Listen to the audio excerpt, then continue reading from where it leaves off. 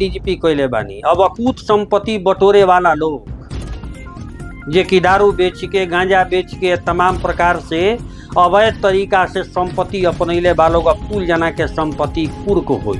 जी हाँ, खुद DGP press conference कऽ के जानकारी देनी, बतैनी कैसे जौन बटुआ अभी तक कितना अपराधी लोग के गिरफ्तारी हो गई बा, डकैती के मामला के कितना उद्भेदन कैल बा। और तने ना डीजीपी साहब बतावतानी कि ऐसन लोग जे कि अपराध क दिले बा, बुझता कि मजा करब तो मजा ना करे दी पुलिस। बिहार पुलिस हर ऐसन जघन्य अपराध जेकरा के स्पीड ट्रायल चलावल जाई, 6 महीना साल भर के अंदर सजा दिवावे के प्रयास करल जाई। डीजीपी आम बिहारवासी से भी निहोरा कैले बानी कि अगर कहीं कुछ अपराध होता तो पुलिस मुख्यालय के या फिर संबंधित थाना के सूचना दिए अपराध के रोके में। काहे से कि पुलिस सीमित भी है लेकिन लोग असीमित बने, तो लोग के भी फर्ज बनत पड़ुए कि जहाँ भी ऐसा कांड होके तुरंत सूचना संबंधित थाना के या फिर मुख्यालय के दी और सूचना जौन बटुए तो गुप्त राखल जाई। पुलिस जहाँ तक होई और बात के गुप्त तरीका से राखी। रोरा खुद सुनी, विशेष हमार का सुनब। डीजीपी साहेब पत्रकार लोग के सवाल के जवाब भी देले बानी और साथे साथ अपन बात भी रखले बानी। पूरा अंत तक देखब। पुलिस महानिदेशक विनय कुमार जे बिहार पुलिस के पुलिस महानिदेशक बानी, पुलिस मुख्यालय पटना में ई प्रेस वार्ता भइल बटुए। रउरा खुद सुनी, देखला के बाद शेयर करी। भारी संख्या में इधर 4-5 महीनों में उनको समन्स का तामिला करा करके उनको न्यायालय में उपस्थित कराया गया है। पिछले साल की उस अवधि के अपेक्षा लगभग दोगुनी संख्या में प्राइवेट विटनेसेस को भी उपस्थित कराया गया, उनकी गवाही हुई है। पुलिस पदाधिकारियों को गवाही देने की संख्या में भी काफ़ी वृद्धि हुई है। अभी 2 दिन पहले की बात है, बगहा में एक मर्डर केस काफ़ी दिनों से पेंडिंग था। कदम कुआं थाना प्रभारी को गवाही के लिए जाना था कि नहीं जा रहे, सूचना मिली, हम लोगों ने स्वयं बात किया और वो गवाही दिए हैं और 5 दिन के अंदर में उसमें आजीवन कारावास की सजा बगहा में भी 2-3 दिन पहले पारित की। तो पुलिस पदाधिकारियों के, डॉक्टर्स की गवाही में ससमय नहीं जाने के कारण भी न्यायालय के द्वारा जल्द से जल्द सजा नहीं हो पाती है और मामला काफ़ी लंबे समय तक लिंगर करता है। अभी हाल में हम लोग का यह पूरा प्रयास है कि प्राइवेट विटनेसेस हो या गवर्नमेंट विटनेसेस हो, इनको ज़्यादा से ज़्यादा संख्या में हम लोग उपस्थित कराएं न्यायालय में इनकी गवाही हो तो ऑटोमेटिकली आने वाले दिनों में सजा की संख्या में वृद्धि होगी। ये मुहिम काफ़ी अभी तेज़ चल रही है क्योंकि शुरू में इनर्सिया रहता है, धीरे धीरे पुलिस पदाधिकारी जा रहे हैं। जिन पुलिस पदाधिकारी के द्वारा मान लीजिए पहली बार आपको गवाही का सम्मन मिला, हो सकता है आप किसी ऐसे कार्य में व्यस्त हो, किसी ऐसे कांड के उद्भेदन में व्यस्त हो, राज्य से बाहर गए हुए हो, छापामारी वगैरह में, you may not be able to present yourself before the court. But दोबारा यदि सम्मन आ गया तो आपको हमेशा तो इमरजेंसी रहेगा नहीं, दोबारा यू मस्ट गो। यदि दूसरे बार भी आप नहीं गए हैं तो उनका वेतन धारित करने का आदेश निर्गत है। बहुत सारे पुलिस पदाधिकारियों को वेतन धारित हुआ है, उसके बाद गवाही का सर्टिफिकेट देंगे तभी उनको वेतन मुक्त किया जाएगा। तो इन सभी चीज़ों के कारण गवाहों की संख्या में वृद्धि हुई है। पुलिस पदाधिकारियों के विटनेस के तौर पे न्यायालय में जाकर के गवाही देने की संख्या में भी वृद्धि हुई है, डॉक्टर्स की संख्या में भी वृद्धि हुई है। और हम लोग इसको डिजिटल बनाने के लिए पहले भी मुहिम चलाई गई थी 2007-8 में। points.nic.in एक हम लोग आईओ का डेटाबेस था। आईओ कहाँ है, पोस्टेड, रिटायर हो गया है तो उसका गृह पता क्या है, ताकि वहाँ पे समन भेजा जा सके उनकी गवाही के लिए। वो वेबसाइट अभी न्यायालय के द्वारा मेंटेन किया जाता था, 4-5 साल से वो कार्यरत नहीं है। तो अभी हम लोगों का एक RMS सॉफ्टवेयर है जिसमें आईओ का पूरा लेखा जोखा रखा जाता है, उसको अपडेट करके और उसके माध्यम से जल्द किसी भी समन के आलोक में वह पदाधिकारी कहाँ पोस्टेड है उसको तुरंत सूचित करके, डिजिटल माध्यम से सूचित करके, भौतिक माध्यम से सूचित करके और उसको न्यायालय में उपस्थित होने के लिए सूचित किया जाएगा और उस पर कड़ी नज़र रखी जाएगी। इसके लिए हमारे ज़िले में हर पुलिस अधीक्षक के कार्यालय में अभियोजन कोषांग कार्यरत है, स्पीडी ट्रायल सेल कार्यरत है और इस सेल को काफ़ी सशक्त बनाया गया है। मानव संसाधन और इक्विपमेंट के तौर पे इंस्पेक्टर की पोस्टिंग की गई है स्पीडी ट्रायल सेल में, वाहन दिए गए हैं। मान लीजिए यदि कोई बुजुर्ग रिटायर्ड पुलिस पदाधिकारी हैं, डॉक्टर हैं, उनको यदि कोई दिक्कत है तो हम लोग पुलिस के वाहन उनको भेज करके ज़रूरत पड़े तो उनको एक सुरक्षा भी प्रदान करके और न्यायालय में मंगवाएं और उनकी गवाही संपादित करवाएं। तो जो काफ़ी सारी गतिविधियां थी जो आवश्यक थी गवाह को न्यायालय में उपस्थित कराने के लिए, उन सभी चीज़ों पर भी काफ़ी ध्यान दिया जा रहा है और इसके पॉजिटिव धनात्मक प्रतिफल हमको कुछ दृष्टिगोचर हो भी रहे हैं। तो स्पीडी ट्रायल एक अत्यंत ही महत्वपूर्ण कार्य है पुलिस की कार्य प्रणाली में, इसको भी हम लोग काफ़ी बखूबी से निभा रहे हैं। न्यायालय पे कांटों का काफ़ी कार्य बोझ है, कोई कहने की बात नहीं है, आप सभी जानते हैं। इसलिए फास्ट ट्रैक कोर्ट्स जो वर्ष 2000 से 2011 के बीच में जितने सारे ज़िले थे उन सभी ज़िलों में 5 की संख्या में फास्ट ट्रैक कोर्ट गठित किए गए थे।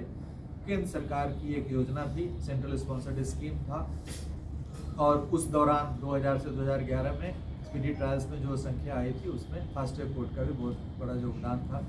तो हम लोग भी एक प्रस्ताव सरकार के विचाराधीन भेज रहे हैं जिसमें अनुरोध करेंगे कि जो हमारे बड़े ज़िले हैं, ए कैटेगरी के बड़े ज़िले हैं, बी मीडियम साइज़ के ज़िले हैं और सी छोटे ज़िले हैं, वहाँ पे 5, 3, 2, 1 की संख्या में depending on the number of cases pending, serious cases pending, ये special courts, fast track courts जो रिटायर्ड जजेस हैं, एडिशनल डिस्ट्रिक्ट जजेस हैं, उस रैंक के पदाधिकारी को जो सिर्फ ट्रायल ही देखेंगे, उनको कोई सिविल डिस्प्यूट्स का मामला नहीं देखना पड़ेगा, बेल नहीं देखना पड़ेगा, वो पूरी तरीके से जो सेशंस ट्राइबल केसेस हैं, सत्र द्वारा विचारित जो कांड है उस तरह के कांडों को देखेंगे, तो इससे हमारे विचारण में गति आएगी। तो इस दृष्टिकोण से भी हम लोग प्रस्ताव राज्य सरकार के यहाँ भेज रहे हैं ताकि फास्ट ट्रैक कोर्ट हमें हर जिले में मिल जाए, जिसमें सिर्फ हम लोग जो गंभीर कांड है हमारे हत्या, डकैती, अपहरण, बलात्कार के लिए पॉक्सो कोर्ट ऑलरेडी कार्यरत है। आर्म्स एक्ट के भी केस काफ़ी प्रतिवेदित हो रहे हैं, करीब 5000 से अधिक केस साल भर में आर्म्स एक्ट के प्रतिवेदित हो रहे हैं, बट उसमें सज़ा की जो संख्या है करीब 400-500 के करीब सज़ा हुई है अभी तक। यदि हम आर्म्स एक्ट के तहत वही अपराधी चार्जशीट होते हैं जो अन्य प्रकार के अपराध करते हैं, बिकॉज आर्म्स का प्रयोग अपने में आर्म्स का प्रयोग कोई सेल्फ कंटेंट चीज़ नहीं है। इस आर्म्स का प्रयोग करके आदमी अन्य प्रकार का अपराध करते हैं, हत्या करता है, डकैती करता है। तो डकैती हत्या कांडों में विचारण में हो सकता है कि समय लगे, जो सेशंस ट्राइबल केसेस होता है।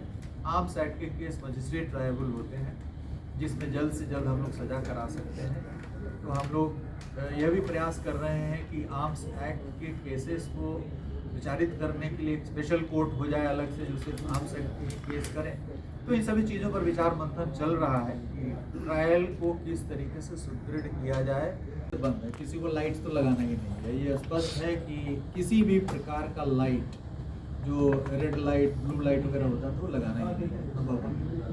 नंबर 2, जो ये तरह तरह के नेम प्लेट लगा करके चलते हैं उसके लिए हम लोगों ने लिखित आदेश दिया था और करीब आधा दर्जन से अधिक केस दर्ज हुए हैं जिसमें गलत नेम प्लेट लगा करके घूमने वाले लोग गिरफ्तार भी हुए हैं। ये गलत है कि आप हैं कुछ नहीं और अपना बड़ा बड़ा नेम प्लेट लगा करके और आप घूम रहे हैं। इस पर कार्रवाई भी की गई है और इसको एक बार अभियान स्वरूप और चलाया जाएगा। जहाँ तक हिट एंड रन का सवाल है तो इसमें जो यूथ हैं, बहुत सारे यूथ हैं जो अंडर एज भी हैं लेकिन उन्होंने अपना वाहन का लाइसेंस बनवा लिया। अभी वाहन लाइसेंसिंग रेजिम थोड़ा स्ट्रिक्ट हुआ है कि अभी यदि आप लाइसेंस लेने जा रहे हैं तो आपका व्हीकल टेस्टिंग ट्रैक्स पटना में भी कार्यरत हो गया है। पहले औरंगाबाद में मारुति के सहयोग से हम लोगों ने 5-7 साल पहले एक वाहन टेस्टिंग ट्रैक लगवाया था, अभी पटना में भी हो गया है और राज्य के अन्य जिलों में भी वाहन टेस्टिंग ट्रैक, बल्कि एक मैंडेटरी हो गया है नए एमवी रूल्स के तहत कि आप जब तक वाहन टेस्टिंग ट्रैक पे वाहन चला करके नहीं प्रदर्शन कर रहे हैं अपनी वाहन चलाने की क्षमता, तब तक आपको लाइसेंस नहीं दिया जाएगा। तो इसके लिए इंफ्रास्ट्रक्चर की कमी थी। अभी प्रत्येक ज़िले में इस तरह के इंफ्रास्ट्रक्चर PPP मोड में या गवर्नमेंट की तरफ से सृजित किए जा रहे हैं, तो इसमें हम लोगों को सुविधा होगी। और पिछले एमवी रूल्स में आपने देखा होगा कि जो अंडर एज ड्राइविंग करते हैं उनके लिए काफ़ी सख्त प्रावधान किया गया था और उनके पेरेंट्स को भी कार्रवाई के तहत लाने का प्रावधान किया गया। तो ज़्यादातर जो ये अंडर एज वाले 18 साल से कम उम्र के जो यूथ हैं वो वाहन चलाने लगते हैं और वो काफ़ी उम्र ही ऐसा होता है कि इसमें आदमी कोई परवाह नहीं करता है कि कंसिक्वेंसेस क्या होगा, फलाफल क्या होगा, उसको सोचता ही नहीं है। यूथ एक दूसरे ही एक एनर्जी लेवल पे रहता है। तो इसको कंटेन करने के लिए हमें लगता है कि सबसे बड़ा इसमें परिवार का रोल है। अभी एक मुजफ्फरपुर में एक घटना हुई है जो अभी तक कोई यूथ बरामद नहीं हुआ है। बेगूसराय गया था और उसकी अभी तक लाश भी नहीं बरामद हुई है। उसके पास 2 थार जीप, 2 हाई एंड का मोटरसाइकिल उसके पास था। वो उसका उम्र 18 साल से कम है। अब जो गार्जियन अपने बच्चों को यंग एज में 14 साल 15 साल की एज में मोटरसाइकिल खरीद के दे देते हैं या 4 पहिया वाहन खरीद करके दे देते हैं, somehow he is able to procure a license also, तो ये बड़ा घातक है। इस पर कार्रवाई के लिए एमबी रूल्स भी काफ़ी सख्त किया गया था। इस पर एक अभियान चला करके कार्रवाई करने की ज़रूरत है और आने वाले दिनों में हम लोग ये स्पेसिफिक इसी पर अंडर एज ड्राइविंग पर हम लोग अभियान चलाएंगे और इस तरह के लोग हैं उनका लाइसेंस कैंसिल करके फाइन वगैरह करने का प्रयास करेंगे। डेडिकेटेड प्रभाग, एक विंग, एक यूनिट साइबर अपराध को डील करे। इसके लिए जल्द ही एक सप्ताह के अंदर में ही सभी प्रकार की कार्रवाइयाँ पूरी हो गई है। सिर्फ नोटिफिकेशन लंबित है। एक सप्ताह के अंदर नोटिफिकेशन निकल जाएगा। साइबर के लिए एक सेपरेट वर्टिकल एडीजी और आईजी की अध्यक्षता में एक पूरा साइबर का वर्टिकल काम करेगा। अभी आर्थिक अपराध इकाई में है, उनको आर्थिक अपराध भी देखना है, साइबर भी देखना है, नारकोटिक्स भी देखना है आर्थिक अपराध इकाई। तो अभी हम लोग आर्थिक अपराध इकाई से साइबर का वर्टिकल एक सृजित करा रहे हैं। नारकोटिक्स का भी एक अलग वर्टिकल हम लोग सृजित करवा रहे हैं और ये जो नारकोटिक्स का वर्टिकल है वो आकर के हमारे प्रोहिबिशन वाले के साथ रहेगा, क्योंकि वो भी नशा से संबंधित है, ये भी नशा से संबंधित है। हमारा जो एडीजी प्रोहिबिशन है, मद्य निषेध है, उन्हीं के अंदर एक आईजी के अध्यक्षता में नारकोटिक्स का एक पूरा विंग काम करेगा। उसके लिए भी अधिसूचना शीघ्र निर्गत हो जाएगी, क्योंकि आप देख रहे हैं कि जो यूथ है हमारा, जो इतना बड़ा एसेट है हमारे भविष्य के, वो यूथ किसी न किसी कारणवश परिवेश से प्रभावित होकर के वो 12 साल 14 साल की उम्र में ड्रग्स की ओर उन्मुख हो रहा है। तो जब ड्रग्स के साथ पकड़े जाते हैं उसके बाद पुलिस हस्तक्षेप करती है, लेकिन उसके पहले जो यूथ है वो पुलिस की नज़रों से बाहर है। तो हम लोगों ने अभी पिछले सप्ताह एक अभियान चलाया था पटना पुलिस के द्वारा और अन्य पुलिस के द्वारा कि आप जो झुग्गी झोपड़ियों में इस तरह के नशा के जो केंद्र है जहाँ से नशा का वितरण किया जाता है उस पर प्रहार करें। और इसके लिए हम एक अलग से नारकोटिक्स का वर्टिकल आपको मैंने बताया कि करने जा रहे हैं, सो दैट उसकी पूरी निगरानी रहेगी। जिलों में जितने सारे इस तरह के लोग हैं जो नारकोटिक्स का वितरण कर रहे हैं, आपने हाल के दिनों में देखा हुआ हीरोइन जब्ती वगैरह में वृद्धि हुई है। एसटीएफ में भी हम लोगों ने एक नारकोटिक्स सेल खोला है और उसमें डेडिकेटेड मैन पावर दिया है जो इंटेलिजेंस कलेक्ट करके और इस तरह से स्मैक, हीरोइन वगैरह जो नशीले पदार्थ हैं, नारकोटिक्स सब्सटेंसेस हैं, उस पर नज़र रखे हुए हैं और कई सारे मेजर सीजर्स हाल के दिनों में हुए हैं। नारकोटिक्स पे भी हम लोग की नज़र है, क्योंकि नारकोटिक्स ड्रग्स के कारण हमारा जो यूथ है, जो हमारा भविष्य है, अच्छे से अच्छे लोग हैं, बड़े अच्छे परिवार के लोग हैं, वो उनके बच्चे नारकोटिक्स की ओर अग्रसर हो रहे हैं। और जो नारकोटिक्स से संपत्ति अर्जित करने वाले लोग हैं उनके लिए ये कोई मायने नहीं रखता है कि हम हजारों यूथ को जो हमारे राष्ट्र के विकास में योगदान देते उनको हम नशा के चपेट में ला करके उनका जीवन बर्बाद कर रहे हैं, उनके परिवार का जीवन बर्बाद कर रहे हैं। तो एक बहुत ही घातक चीज़ है जो बड़ा साइलेंट किलर है एक तरह से। हम लोग नारकोटिक्स पे भी पूरा हम लोगों का ध्यान है और चिंतन मंथन करके हम लोगों ने एक सेपरेट विंग्स इसके लिए क्रिएट करने का प्रयास किया। क्योंकि किसी भी व्यक्ति राइट टू लाइफ है, उसको जीने का अधिकार है। यदि उसकी हत्या कर दी जाती है तो एकदम अनडिज़ायरेबल है। आपने आज भी मैं देख रहा था कि पटना सीनियर एसपी भी उन्होंने अपना प्रेस ब्रीफिंग किया, हमारे एडीजी सीआईडी भी प्रेस से बात की, तो उन्होंने बताया है कि विगत वर्षों की अपेक्षा हत्या के कांडों में कमी आई। आप यदि देखेंगे रिकॉर्ड तो 2004 के आसपास करीब 4000 हत्याएं हुई। 2004 में हमें याद आ रहा है सीआईडी में बहुत दिन तक थे 3688 फिगर जो वेबसाइट पे डाला हुआ था, फिर 3700 हत्याएं 2004 में हुई। आज के डेट में करीब 2400-2500 हत्याएं हो रही है साल में। तो यदि आप आज से 20 साल पहले से 21 साल पहले से भी कंपेयर करेंगे, जबकि इतनी सारी गतिविधियां बढ़ी हैं, पॉपुलेशन डबल हो गया है, उस समय 7-8 करोड़ पॉपुलेशन था, अभी 14-15 करोड़ हो गया। आर्थिक गतिविधियां भी काफ़ी बढ़ी हैं, काफ़ी सारे लैंड डिस्प्यूट्स और हर तरह के डिस्प्यूट समाज में आए हैं जिसको लेकर के हत्याएं होती है। तो इन सभी चीज़ों के बावजूद हत्या के कांडों में करीब 2004 से यदि आप कंपेयर करेंगे 24 का, तो 1200 नेट की कमी हुई है। और किसी भी कालखंड में आप यदि कंपेयर करें कम हो रही है, लेकिन यदि हमारा ये कहना है कि एक भी हत्या यदि हो जाती है कि वह समाज के लिए कोई नहीं कहा कि नहीं चलिए एक ही हुआ इसलिए बहुत अच्छी चीज़ है, ऐसा कोई नहीं कह सकता। इसलिए यदि पिछले साल 50 हत्याएं हुई हैं, इस बार यदि 25 भी होंगी तो वो असहनीय है। हम लोग का लक्ष्य तो ये होना चाहिए कि समाज के अंदर कोई हत्या ना हो। सर, तो जो भी बातें आ रही हैं कि हत्याएं क्राइम बढ़ गया, मतलब कोई भी क्राइम हो रहा है तो उसको माना जा रहा है कि ये क्राइम अनडिजायरेबल है। संख्या के दृष्टिकोण से यदि आप जाएंगे, हत्या में मैंने आपको बताया ये फिगर कोई छुपाने वाली फिगर नहीं है, एनसीआरबी के वेबसाइट पे है, हमारे स्टेट क्राइम रिकॉर्ड्स के वेबसाइट पे है, पुलिस की वेबसाइट पे भी फिगर्स रहता था, इधर मैंने चेक नहीं किया है। नहीं रहता है सर, वही हाँ, नहीं तो उसको डाला जाएगा। मैंने देखा था कि नहीं है। आप जब सीआईडी में थे सर तो व्यवस्था शुरू हुई थी 6 महीने से। सीआईडी में हमने स्पीडी ट्रायल का भी फिगर डाला करता था हर महीने, और डाला उसको हम लोग फिर से शुरू करें। ईयर वाइज ऑब्वियसली था, अब गेम खत्म हुआ है। मैं भी सरप्राइज था, देखा था जी वेबसाइट पर जो चीजें आपके के बीच में और भी डबल डिजिट में आ गया। तो फिरौती हेतु अपहरण में भी कमी आई है, हत्या में भी कमी आई है। जो डकैती के केस 1200 1700 हुआ करते थे पहले, वो अभी 150-200 हो रहा है। जो डकैती पहले रात में यदि आप बस में सफर कर रहे हैं तो चांस रहता था कि कहीं न कहीं आपका लूट होगा। ट्रेन में यदि सफर कर रहे हैं तो रहता था कि मैं एसपी रेलवे पटना तो एक पलामू एक्सप्रेस को डकैती एक्सप्रेस के नाम से 2003 में जाना जाता था। कभी कभी जब पटना से चलती थी तो गया से पटना के बीच में एक बार कोठी के आसपास जहानाबाद के पहले लूट आ जाता था। फिर जब गया से औरंगाबाद जाती थी, अनुग्रह नारायण पहले दोबारा लूटने के लिए लोग आते थे, लोग हाथ जोड़ते थे कि हम लोग लुटा चुके हैं, आप कल फिर आइए। तो डकैती एक ट्रेन में 2 बार डकैतियाँ होती थी। तो इन सभी चीज़ों को यदि आप तुलनात्मक ढंग से देखेंगे तो अपराध में कमी आई है, संख्या में भी कमी आई।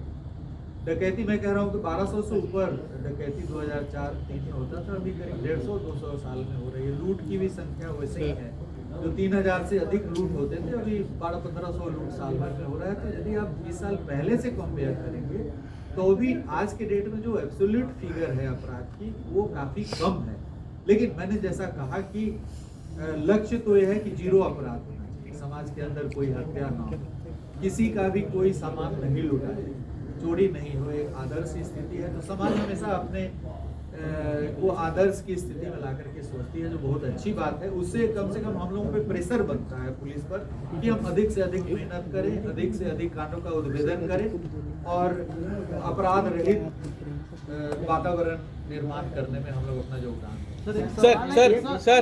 सर अरे किलर्स हैं जैसे मुजफ्फरपुर में जो आपको धोखा हो रहा है, जरौन कॉन्ट्रैक्ट किलर्स, ऑब्वियसली शराब जो लीकर माफिया हैं जो दर्जनों कांडों में या एक से अधिक कांडों में चार्जशीट हुए हैं, उनको भी शामिल किया गया है। Sand mafia